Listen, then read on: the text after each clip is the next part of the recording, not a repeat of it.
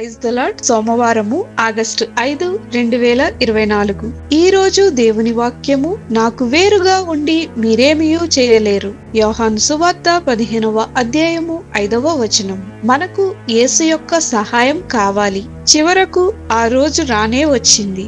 నా తండ్రి నశింపజేయని అసాధ్యమైన వ్యక్తి కాదని నేను గ్రహించాను. బాలుడిగా అతని బలం, సంకల్పం నాకు తెలుసు. అయితే నా ప్రారంభ వయోజన సంవత్సరాలలో అతడు తన వీపు గాయపరుచుకున్నాడు మరియు నా తండ్రి మత్యుడు అని నేను గ్రహించాను. మా నాన్నకు బాత్రూంకి వెళ్ళడానికి బట్టలు వేసుకునుటలో అతనికి సహాయం చేయటానికి, నోటికి ఒక గ్లాసు నీళ్లను కూడా అందించడానికి నేను నా తల్లిదండ్రులతో ఉన్నాను. అతనికి అది తగ్గింపుగా ఉంది. అతను చిన్న పనులను పూర్తి చేయడానికి కొన్ని ప్రారంభ ప్రయత్నాలు చేశాడు. అయితే నీ సహాయం లేకుండా నేను ఏమీ చేయలేను అని ఒప్పుకున్నాడు.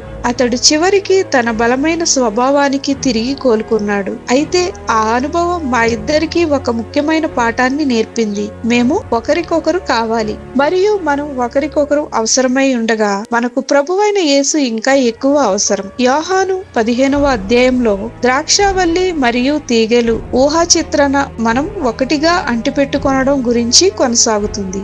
ఇంకా ఇతర పదబంధాలలో ఒకటి ఓదార్పునిస్తూనే మన స్వావలంబనపై సూటిగా సవాలు చేస్తుంది. మన మనస్సులో తేలికగా మొదలవుతున్న ఆలోచన ఏమిటంటే, నాకు సహాయం అవసరం లేదు. యేసు స్పష్టంగా చెప్పాడు, నాకు వేరుగా ఉండి మీరేమీ చేయలేరు. ప్రేమ, సంతోషము, సమాధానము, దీర్ఘశాంతము, దయాలత్వము, మంచితనము, విశ్వాసము, సాత్వికము, ఆశా నిగ్రహము వంటి ఫలాలను ఇవ్వడం గురించి క్రీస్తు మాట్లాడుతున్నాడు. అవి శిష్యుని యొక్క ప్రధాన లక్షణాలు. ఫలించడమే యేసు మనలను పిలిచే జీవితం మరియు ఆయన మీద మనం పూర్తిగా ఆధారపడడం ఫలవంతమైన జీవితాన్ని, తండ్రి యొక్క మహిమ కొరకు జీవించే జీవితాన్ని ఇస్తుంది. నీకు వేరుగా ఉండి నేను ఏమీ చేయలేను అనే ప్రార్థన సామాన్యమైనది మరియు శక్తివంతమైనది. ప్రార్థన: తండ్రి, నీకు వేరుగా ఉండి నేనేమీ చేయలేను. నీతో కలిసి జీవించే కృపను నాకు దయచేయమని యేసు నామమున అడుగుచున్నాం తండ్రి. ఆమేన్.